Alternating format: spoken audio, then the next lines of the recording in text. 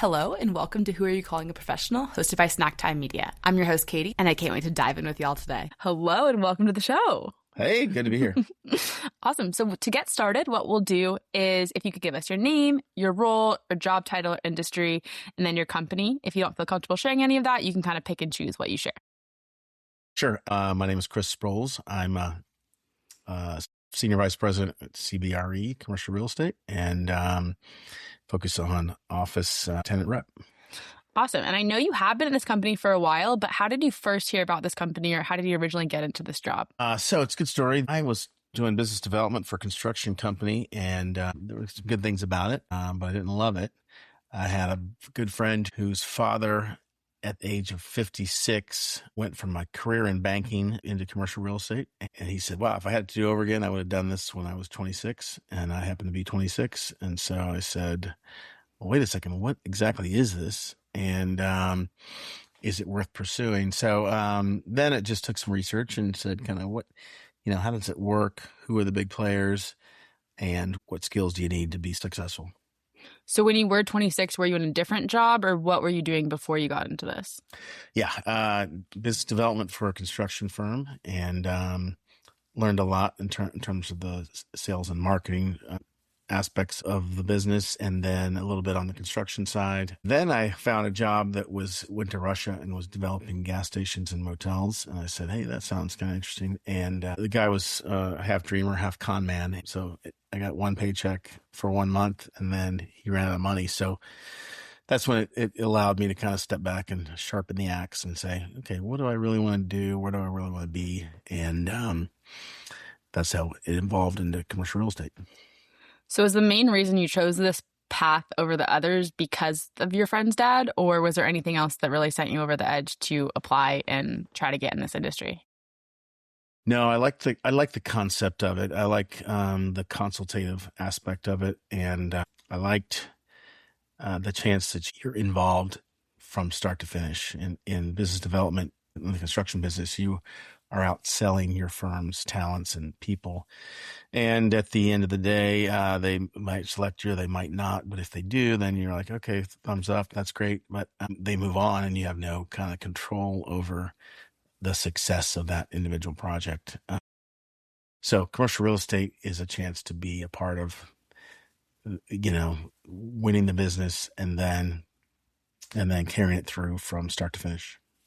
Was there anything when you were deciding that made you hesitant about getting into this industry or nervous about starting this career change? It's 100% commission business. And so starting off is a little tricky. So it wasn't really a hesitation. It was just, how do you navigate through it? Awesome. So I never really knew what you did, to be honest, until kind of becoming an adult. So if you could, what does a specific day look like? I know your days kind of change, but can you give us an example of what a day looks like in your job? Yeah. I mean, I typically would have 15 or so different deals going in a variety of stages of the process, where you're first evaluating the needs of a tenant and determining how much space they need and if it makes sense for them to stay or renew or relocate or whatever. And then all the way carrying it through to evaluating properties, to touring properties, to financial analysis of proposals, and then ultimately working through an actual lease document. So on any given day, I'm certainly trading proposals and trying to work real estate deals that are at different stages. And so some of that is evaluating leases. Some of it's financial analysis of several deals that we're looking at. Some of it is going out and physically viewing space. And some of it's actually just talking to the clients to better understand their needs. So are you talking to all 15 clients in the same day, or more just deal tracking and maybe talking to a handful of them or a couple each day? I would say of the 15, that there's communication daily with 10. Okay. Via email? Do you have scheduled calls? Are you meeting them for lunch? Combination of everything. Okay. Yeah. Is most of your business done face-to-face, or is a lot of this done over email or over the phone on a day-to-day? I think we gain a lot of traction via email and through kind of written documentation of the deal, so that you can go back and track and go, okay, well, hey, on this date, the landlord agreed to this deal, these terms or whatever. So it's important to have a paper trail of what went on. So the conversations are important, and it's important to dive in deeper to understand aspects of space or aspects of what the tenant's looking for. But I think ultimately it's tracked by when you have a letter of intent approved. So it's still a little bit document driven. So are you reading a lot? Reading, it's, a letter of intent or a request for proposals can be 3 to 8 pages. So you can really scan that pretty quickly. When it gets to a lease, that can be a 40 to 80 page document. Wow. But, it's, that's at the end of probably a 5 to 10 month process that you get to the lease stage. So it's not as regular. Do you have a busy season or busy weeks, or what would constitute a busy week in the industry? In some cases, there's clients who just need to get something done by the end of the year, but that happens kind of more on the sale side than on the purchase side rather than on the lease side. So I would say it's a little bit of a slowdown in the summer just because people are traveling and things can take a little longer for decisions to be made. But for the most part, it's fairly consistent throughout the year. And then is there any parts of your job that you do find particularly rewarding or particularly interesting, and a reason why you kind of stayed in the role this long? I think it's just when you get a win for your client and there's a lot of stages of that. It's negotiating terms that are more favorable. It's catching something in their lease that they didn't see before. It's identifying a space that, might not have been uncovered otherwise. Those are the best. And then building those relationships with those people. So one question on here is, what do people think your job is versus what it actually is? And some funny background is, growing up, I remember when you were a vice president, we all thought you were the vice president, like of the country. So I understand you're not the vice president of your company, but is there anything that people kind of think you do day to day and they'd be surprised that's not actually what you do, other than obviously being the vice president?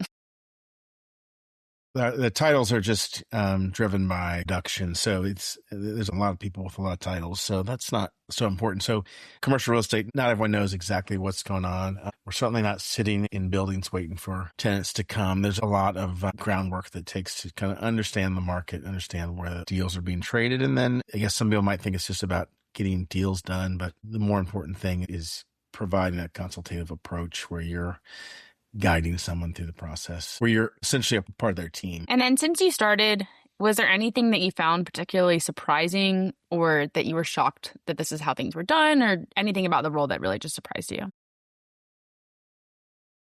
Came on board and said, okay, well, I'll do this for 5 years and I'll get bored and then I'll figure out something else. And I just never got bored because every day is different. All clients are different industries. So you really learn a lot about the different companies and how they work.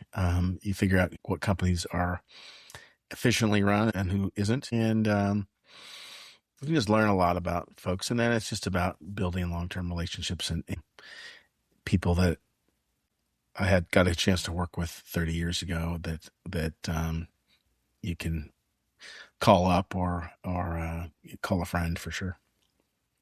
So I've seen you in this role for quite a bit now, and I feel like you're definitely busy, but I don't often see you extremely stressed. Is there anything in this role that is extremely stressful or really makes you stressed at work, or not as much? That's a good question. I think part of it is how stressed you allow yourself to be. There's certainly times when deals go sideways or something happens where the landlord changes its mind or had agreed to certain terms and no longer does, or surprises come about and your client has to step back and change plans. That can be stressful, but ultimately it's just how much do you carry that on your back every night? Yeah. Is there ever something where you're working extremely late or on weekends because you have to hit deadlines, or is that also kind of less common? Where it could come into place is if you've got a number of deals that are happening at the same time where there's attention needs to be given. Your day is stacked up with that sort of things. The other thing that could take some time if you have a major presentation where you've got a hard deadline to either for a presentation or a significant proposal. And then when you're presenting, is that to the tenant or to your company, or what do you present on? So let's say an engineering firm is looking at, they need more space. They're in the market to relocate. They need help to make that happen and to make, wise decisions. So they might say, hey, Chris, we like you. Let's work together. Or they might say, hey, we need to talk to 2 or 3 firms and understand how they do business and what might be the best fit. So in that case, you would present to their C-suite or their real estate director or CFO or something along those lines.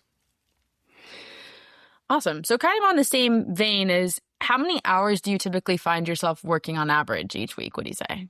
Does that change? It changes because just on deal velocity, and sometimes you're waiting for your client or the landlord to get responses back. So in that case, you might have a little more free time. But when you're able to kind of stretch out things during the day or try to keep balance in with a workout or playing 9 holes or whatever, then you might back that up with an hour and a half at home that night. So I would say it's in that 40 range. And then at this stage in your career, are you ever doing cold calls, or are you chasing leads, or what does that look like? I say cold calls with a purpose, or even warm calls where you might know somebody, or you might have a connection with somebody, or certainly you might know that, hey, that they have a need and you're a good fit for them. So sometimes someone who wouldn't know me at all, and others it's making a connection because of a common acquaintance or hey, we just completed a deal in your building, and I think it might be important for you to understand what's going on not only in this building but in the same submarket. Nice. I really didn't know the answer to that. The structure of your company, do you ever manage people? Do you have a manager? How does that work? Yeah, we have a managing director who's great, and they're tasked with just kind of keeping us on purpose and in the right direction, but also managing any conflicts. But it's very entrepreneurial, so it's almost my own business within the company. And so for many years, that was just me doing my own thing on a daily basis. And that's how it's transformed is we have a 4-person team. And we are partners in a team. And I would say for that team, I co-lead that with a great guy, but we lead that team, but I wouldn't say we're managing. We're just kind of helping to shepherd and to mentor and to teach and to guide our other partners. And then when you've seen your colleagues or other folks around you, what have you seen that really separates your team or people outside your team for people who really succeed in this role versus folks that plateau or may not make it in this role? Well, you have to be organized and you have to be diligent and you have to be honest. I think people will catch you on all those things if you're not. Character's important, and you've got to kind of earn people's trust in the market. We deal with our competitors on a daily basis on different sides of the deal. So you kind of know who's really working for their client and who's just out to get a deal done. And then is there any kind of person who you think would really hate a job like this? Someone who would prefer a lot of structure might have a challenge with this. This is a little more free flowing. It's really what you do and what you make of it. We wake up every day going, okay, well, how do we make the most of this? And what path do you go in terms of what clients you pursue and what kind of deals that you want to work on? And also what area of the business. Now, so I'm focused on the representing tenants, but there's certainly folks who are doing appraisal or representing industrial properties or land. So I think someone who would need the security of a salary would not love an all-commission job. And it truly is 100% commission, right? Mm-hmm. Okay. And then is there a common mistake you see folks make when they enter this field? The common mistake is to think that you can just ramp up in 6 months and just reach the top level. It just takes a long time to understand all the nuances of deals and transactions, and then diving in the deep end to really know all that's out there from a property standpoint, from a tenant's perspective, from a language perspective, from negotiating leases. It takes longer than people expect. So what does that progression look like, or how long would you say it does take, or is there steps, or how does that play out? I think it takes a year to kind of go, okay, I'm starting to kind of get a rhythm, and then it's another year, I think, to really get that rhythm. So for folks who are looking to make a commission, if you're not the best person or the worst person, but you're kind of middle of the road, are you expecting a commission typically like 6 months, a year, depends on your location, or what is a reasonable expectation of getting your first commission? Well, a lot of firms will have some sort of opportunities to pay people to get started, but it's not at a high level or a level that, their friends might be getting out of college. So I would say it also depends on the type of transaction that you're doing. I think retail folks can do 50, 60, 70 transactions a year, which means it's just a quicker deal velocity, which means they're going to get paid quicker, but it may or may not be a higher commission. So if you're trying to sell land, you shouldn't expect to sell anything in a year. It just takes a long time. So for office, where we typically do 30 to 40 transactions a year, I think your best case would be 6 months. But also your best case is you're partnering with someone who can kind of show you the ropes, and you can also add value and be a part of the revenue side of a transaction.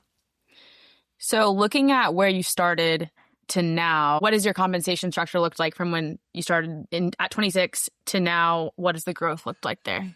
Continued upward path, but with certain exceptions. So, there are downtimes in the market where the economy was just dead.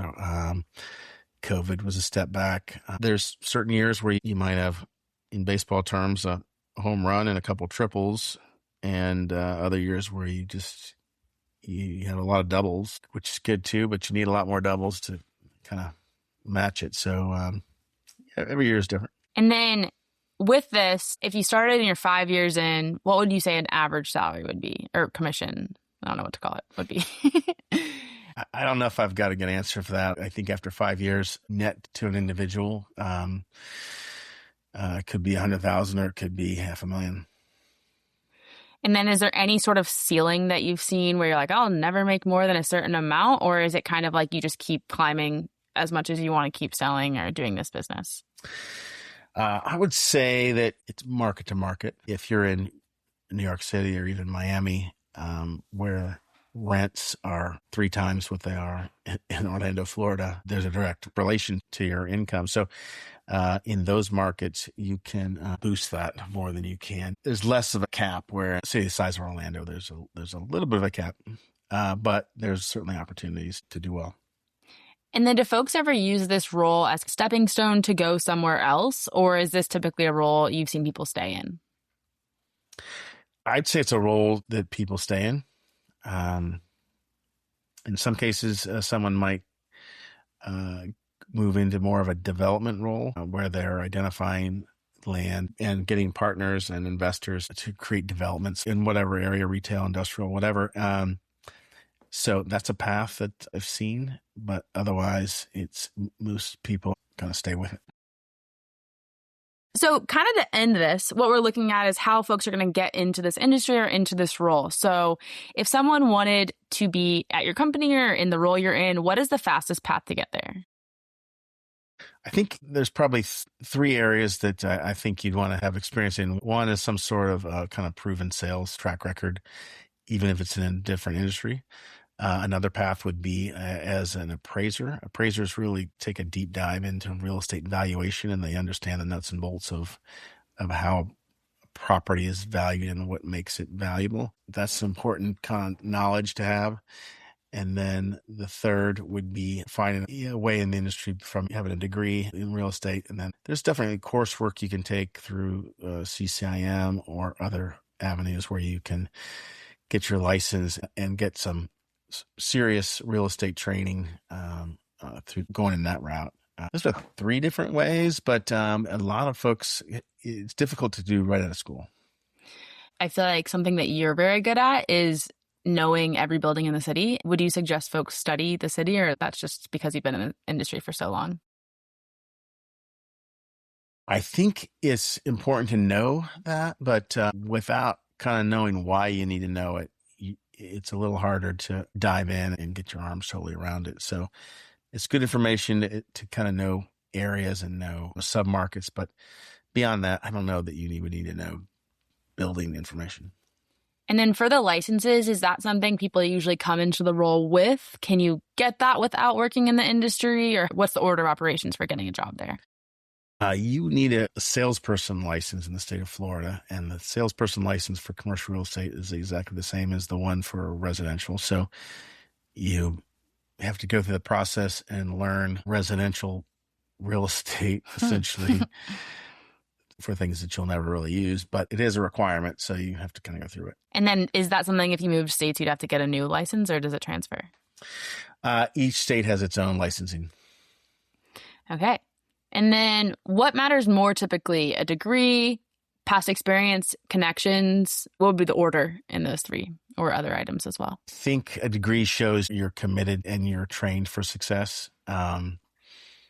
But that's not as big of a driver as being organized and diligent and responsive. And what were the other? Experience or connections? Are you getting this job because you know someone? Experience is probably the most important. If you have experience, even if it's 1 or 2 years in another real estate firm, that means you've kind of been shown the ropes and you've earned that kind of base level of knowledge. And anytime you can get some experience, that translates well, because it also means you've been in the business enough to know, hey, I think I like this. Or you've been in the business long enough to go, I need to do something else.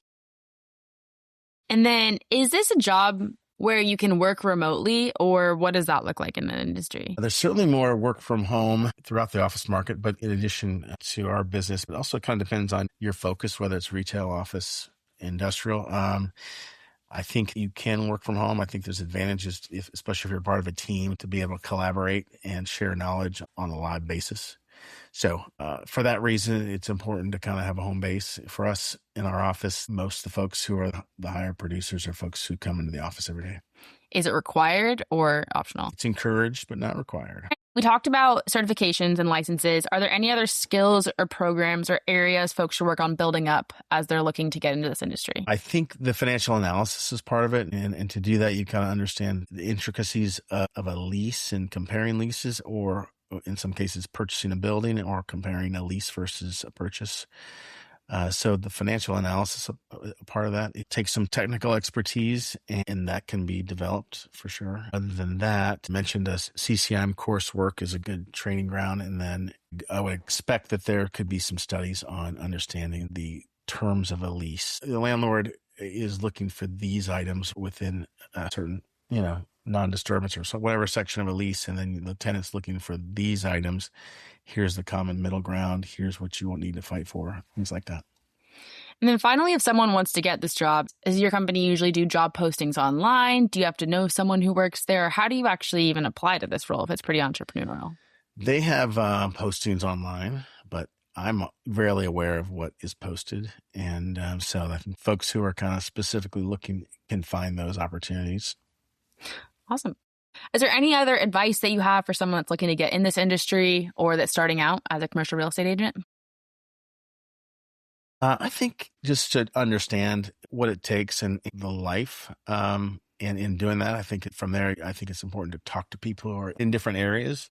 Representing tenants in the office space world may be great for some people, but other people might be more interested in selling, multifamily housing projects or representing retail landlords. There's just different nuances of the business that are interesting to some and less interesting to others. So it's a matter of kind of finding your place where you might be a good fit. Awesome. Well, thank you so much for joining us today, and I'll see you soon. Absolutely. Thank you. Have a good one. Thank you so much for listening to this week's episode. If you'd like to be featured on a future episode, please go to snacktimemedia.net or reach out at whoareyoucallinginprofessional@snacktimemedia.net. If you like this episode, please share it with a friend or leave a review. Hope you have a great week. See you again next week. Bye, everyone.